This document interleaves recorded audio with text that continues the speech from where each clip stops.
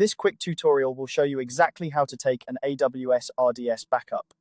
If you're managing databases with Amazon Relational Database Service, or RDS for short, knowing how to back up your data is crucial. Backups ensure that you have a recovery point in case anything goes awry. Let's dive in and walk through the process together. First, head over to your AWS Management Console. This is your main interface for managing all your AWS resources, and it's important to have this open and ready. Once you're logged in, you'll notice a search bar at the top of the page. Go ahead and type RDS into that search bar. This will help you quickly navigate to the Relational Database Service without having to scroll through various options. Once you see it, click on it to access the RDS dashboard. Now that you're in the RDS section, take a look at the left navigation sidebar. You'll see several options here, but what you're looking for is databases.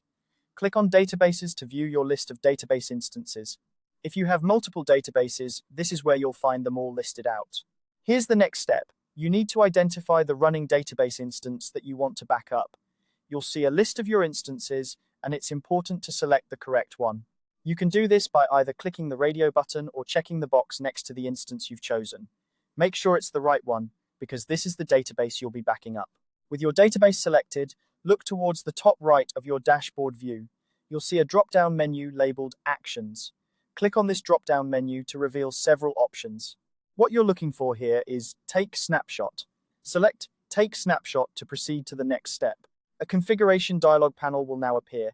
This is where you'll set up your backup details. You'll need to provide a unique name for your snapshot.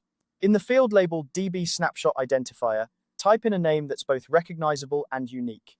For example, you might use something like ProdDB before migration 2026-05. Remember, it's important to follow the naming conventions. Use only lowercase alphanumeric characters and hyphens. This keeps your naming consistent and avoids any errors during the process. Once you've entered your snapshot identifier, you're almost there. Look for the orange button that says Take Snapshot and go ahead and click it. This action will initiate the backup process. AWS will start creating a snapshot of your database, which can take some time depending on the size and activity of your database. And that's it. You've successfully initiated a backup of your AWS RDS database. This snapshot will serve as a recovery point, allowing you to restore your database to this state if needed in the future.